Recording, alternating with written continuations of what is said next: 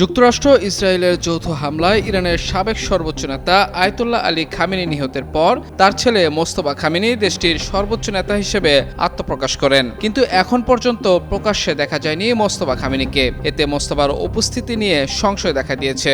পশ্চিমা সংবাদ মাধ্যমগুলো বলছে, সেদিনের হামলায় মোস্তফা গুরুতর আহত হয়েছেন এবং তার মুখমণ্ডল বিকৃত হয়ে গেছে।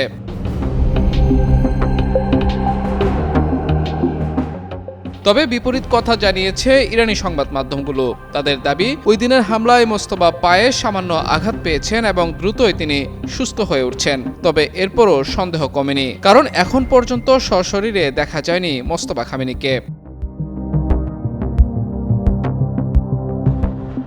মোস্তফার ঘনিষ্ঠজনদের বরাত দিয়ে সংবাদ মাধ্যম রয়টার্স জানিয়েছে,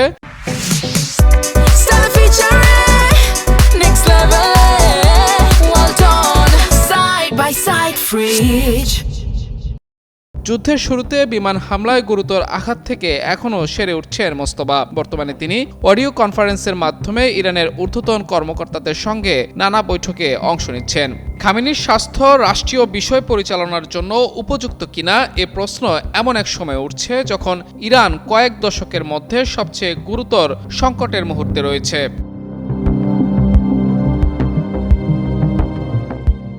গত ৮ মার্চ আয়াতুল্লাহ খামেনির স্থলাভিষিক্ত হিসেবে নিযুক্ত হওয়ার পর থেকে মোস্তফার কোনো ছবি, ভিডিও বা অডিও রেকর্ডিং প্রকাশিত না হওয়ায় তার অবস্থান, শারীরিক অবস্থা এবং শাসন করার ক্ষমতা এখনও জনগণের কাছে অধিকাংশেই রহস্য হয়ে রয়েছে। খামেনির আঘাতের মাত্রা বা কেন তিনি এখনও কোনো ছবি বা রেকর্ডিংয়ে উপস্থিত হননি, এ বিষয়ে রয়টার্সের করা প্রশ্নের কোনো উত্তর দেয়নি ইরানের জাতিসংঘ মিশন। এছাড়া খামেনির আঘাতের মাত্রা নিয়ে এখন পর্যন্ত ইরানের পক্ষ থেকে কোনো আনুষ্ঠানিক বিবৃতিও দেওয়া হয়নি।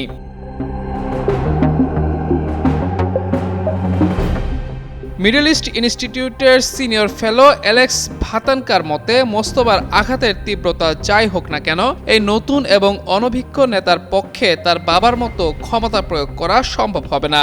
ভাতানকা আরও বলেন, যদিও তাকে ধারাবাহিকতার প্রতীক হিসেবে দেখা হচ্ছে, তবে একই স্তরের স্বতঃস্ফূর্ত কর্তৃত্ব গড়ে তুলতে তার কয়েক বছর সময় লাগতে পারে।